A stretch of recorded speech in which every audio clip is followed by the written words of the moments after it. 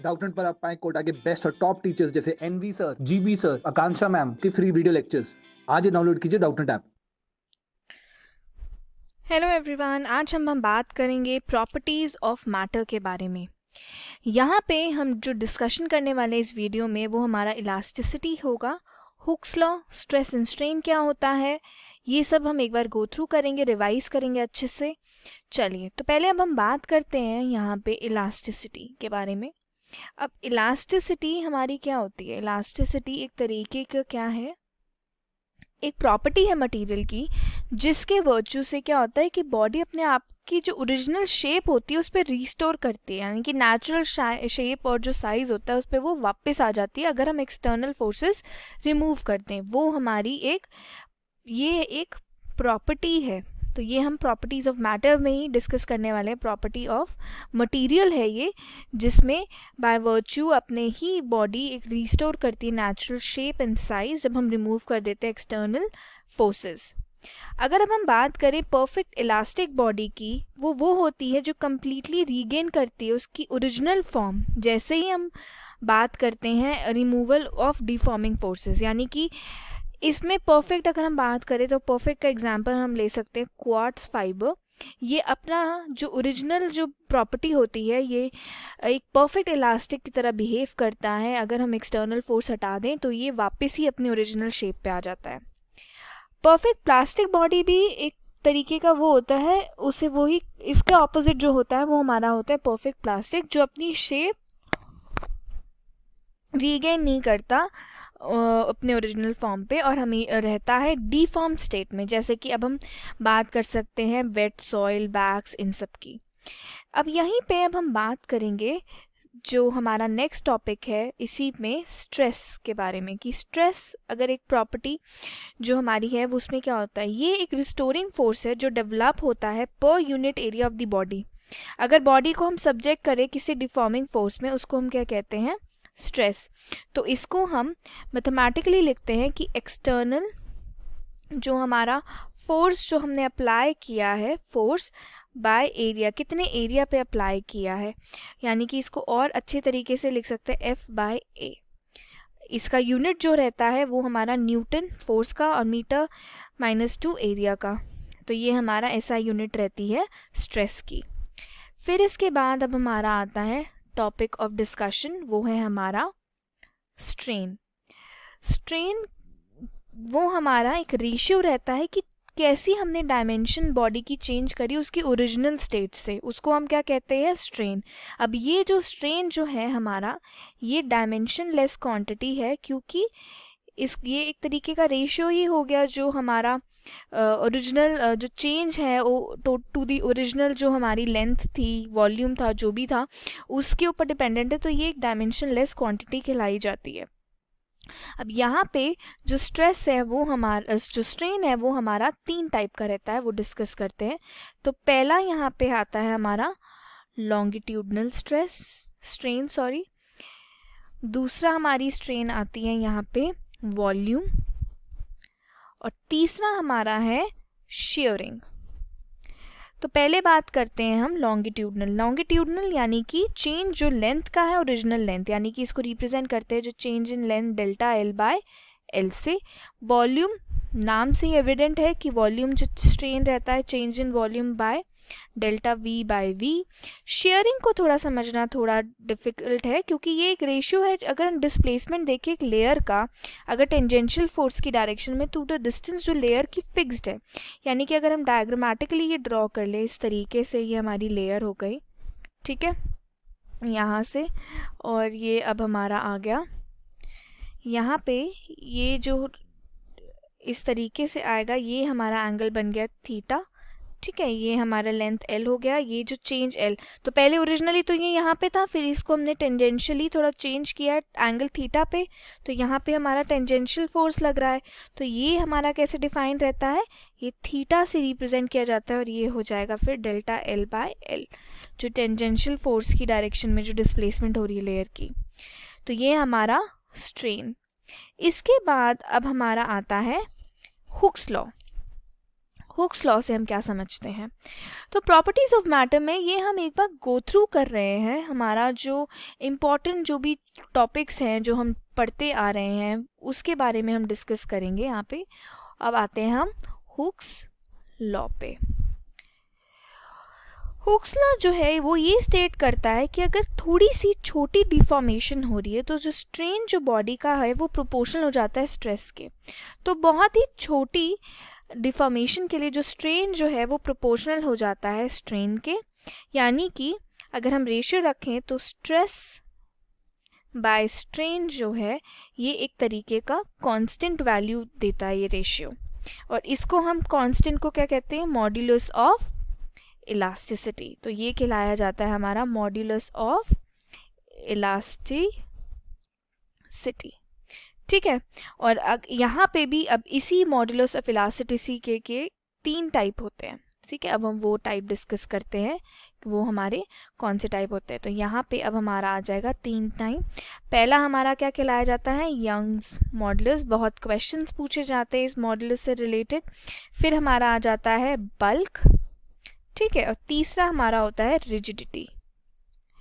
तो पहले हम बात करते हैं किसकी, यंग्स मॉडुलस की। यंग्स मॉडुलस जिसे हम y से रिप्रेजेंट करते हैं, ये हमारा क्या होता है, longitudinal stress by longitudinal strain, यानी कि स्ट्रेस क्या होता है F/A, और हमारा स्ट्रेन क्या होता है डेल्टा L/L। ये हमारा यंग मॉडुलस दिखाया जाता है। जब बल्क की बात करते हैं उसे बीटा से रिप्रेजेंट करते हैं। बल्क में volume stress by volume strain होता है। तो यहाँ पे स्ट्रेस तो सेम ही रहा F/A, volume delta V/V, strain change हो जाएगा। रिजिडिटी को हम रिप्रेजेंट करते हैं नीटा से, और ये हमारा sharing stress by sharing strain, यानी कि F/A/थीटा से रिप्रेजेंट किया जाता है। अब हम स्ट्रेस और स्ट्रेन का एक ग्राफ डिस्कस करेंगे यहाँ पे। चलिए एक बार इसे ड्रॉ कर लेते हैं। वाई एक्सिस पे तो रहेगा हमारा स्ट्रेस, ठीक है, और एक्स एक्सिस पे हमारा है स्ट्रेन। तो यहाँ से ये जो ग्राफ है कुछ हमारा इस तरीके से रिप्रेजेंट होता है। ये हमारी वैल्यू जो है इस तरीके से जाती है। ये जो इतना जो पोर्शन होता है वो हमारा होता है इलास्टिक, ठीक है। इतना जो पोर्शन होता है yield point, elastic point, proportionality, और इतना जो लिमिट आती है वो हमारी प्लास्टिक रीजन आता है। और यहाँ पे अब हमारा आ जाता है ब्रेकिंग पॉइंट, ठीक है। तो ये हमारा इस तरीके से रिप्रेजेंट किया जाता है। ये हमारा ग्राफ जो होता है एक वायर का, अगर under the action of deforming force हम देख रहे हैं तो इस तरीके से हमारा स्ट्रेस वर्सेस स्ट्रेन ग्राफ बन के आता है। अब हम डिस्कस करेंगे यहाँ पे जो लास्ट टॉपिक है इस वीडियो में डिस्कस करने वाला, वो है हमारा elastic potential energy in a stretched wire, वो डिस्कस करेंगे अब हम। चलिए, इलास्टिक पोटेंशियल एनर्जी स्टोर्ड जो है एक वायर में, अगर हम उसे स्ट्रेच करते हैं L पे तो वो कैसे डिफाइन रहती है, U is equal to AY/2L square, ठीक है। जहाँ पे L क्या है हमारा ओरिजिनल लेंथ है वायर की, A क्या है क्रॉस सेक्शनल एरिया, Y क्या है यंग मॉडुलस। तो इस एक्सप्रेशन को हम ऐसे ब्रेकअप करके भी लिख सकते हैं, जो नॉर्मल हमारा पोटेंशियल एनर्जी फॉर्म होता है, यानी कि U जो है हो जाएगा हाफ इंटू मैक्सिमम जो हमारा स्ट्रेचिंग फोर्स रहा है इंटू एक्सटेंशन कितना किया है हमने, यानी कि इसको हम और कैसे लिख सकते हैं, इसको और ब्रेकअप करके लिख सकते हैं half into stress into strain into volume, यानी कि इसको और हम चेंज करेंगे तो ये half into stress Y into strain square कर सकते हैं। एक को हम इंटरचेंज कर दे तो इंटू वॉल्यूम। तो इस तरीके से हम पोटेंशियल एनर्जी को रिप्रेजेंट कर सकते हैं। नेक्स्ट जो बचा टॉपिक है हमारा सरफेस टेंशन, वो नेक्स्ट वीडियो में हम डिस्कस करेंगे। इस वीडियो में अब हम कंटिन्यू करते हैं कुछ क्वेश्चंस के साथ, प्रैक्टिस क्वेश्चन के साथ। चलिए देखते हैं कुछ क्वेश्चंस जो एग्जाम में पूछे जाते हैं। क्वेश्चन में दिया है कि स्ट्रेस एंड स्ट्रेन का ग्राफ है मेटल का, वायर का गिवन है। ग्राफ में हमें रीजन बताना है कि कौन सा हुक्स लॉ ओबे कर रहा है, कौन सा अल्टीमेट स्ट्रेंथ है और कौन सा फ्रैक्चर पॉइंट है। ग्राफ देखिए, अभी इसी वीडियो में हमने स्ट्रेस वर्सेस स्ट्रेन ग्राफ देखा था, उसी को रिवाइज करते हैं। जहाँ पे ये पोर्शन जो हमारा लीनियर है, यानी कि एक स्ट्रेन प्रोपोर्शनैलिटी शो कर रहा है, तो ये हमारा क्या शो कर रहा है, ओ से ए तक हमारा क्या हो गया, हुक्स लॉ। अभी हमने डिस्कस क्या किया था, हुक्स लॉ स्टेट यही करता है कि जो स्ट्रेस है वो प्रोपोर्शनल हो जाता है स्ट्रेन के, तो ओ ए हमारा क्या है, हुक्स लॉ रीजन। दूसरा हमें बताना है कि अल्टीमेट स्ट्रेंथ। अब ग्राफ को याद करें तो अल्टीमेट स्ट्रेंथ जो है वो हमारा पॉइंट शो कर रहा है डी, जो इस ग्राफ पे है, और पॉइंट ई जो है वो हमारा ग्राफ पे क्या कहलाया जाता है, फ्रैक्चर पॉइंट। तो ये अब हमारा होता है फ्रैक्चर पॉइंट, ठीक है। और यहाँ पे हमारा क्या हो जाएगा, ये अल्टीमेट स्ट्रेंथ पॉइंट। ये तो हमारा जो करेक्ट आंसर हो जाएगा इस केस में वो है ऑप्शन सी, ये हमारा करेक्ट आंसर हो गया। क्वेश्चन में दिया है कि 900 kg की एक एलिवेटर है जो हैंग कर रही है एक स्टील केबल से, जिसका स्ट्रेस जो अलाउ कर सकता है वो इतना है। बताना है कि क्या मिनिमम डायमीटर है जो रिक्वायर्ड रहेगी अगर एलिवेटर जो है एक्सेलरेट करे अपवर्ड इतनी एक्सेलरेशन के साथ, और जी की वैल्यू होगी 10 मीटर पर सेकेंड स्क्वायर, ठीक है। तो यहाँ पे अब हमें पता है कि हमारा जो स्ट्रेस रहता है वो कैसे डिफाइंड होता है, वो हमारा डिफाइंड होता है फोर्स बाय एरिया, ठीक है। अब ये अगर हम फॉर एग्जांपल ये हमारी लिफ्ट है, तो ऊपर हमारा स्ट्रेस लग रहा है, ठीक है, अगर टी से देखें तो यहाँ पे हमारा इसका वेट है m और g लग रहा है, ठीक है। तो ये हमारा कितना हमें दे रखा है, g की वैल्यू हमें 10 दे रखी है, ठीक है। तो यहाँ से अब डाउनवर्ड जो हमारा फोर्स लग रहा है इस पे m कितना एक्सेलरेशन अपवर्ड की तरफ कर रहा है वो 1.5 मीटर स्क्वायर, ठीक है। तो यहाँ पे हम इसे कैसे लिख सकते हैं कि मास हमारा इसका 10 kg है, कितना हमें 900 kg गिवन है मास, ठीक है। 10 एक्सेलरेशन है और ऊपर से हमारी जो अपवर्ड जो एक्सेलरेशन लग रही 1.5 वो भी। तो हम इस इक्वेशन को किस तरीके से लिख सकते हैं, इस इक्वेशन को हमारी एक्सेलरेशन लग, क्योंकि यहाँ पे 1.5 मीटर पर सेकेंड स्क्वायर ऊपर लग रही है, ठीक है। तो ये हमारी कितनी हो जाएगी, न्यूटन सेकेंड लॉ से हम लिख सकते हैं m नीचे 10 प्लस 1.5 अगर हम लिखें तो ये कितना m इंटू 1.15 के इक्वल हो गया, ये फोर्स के इक्वल हो जाएगा ना।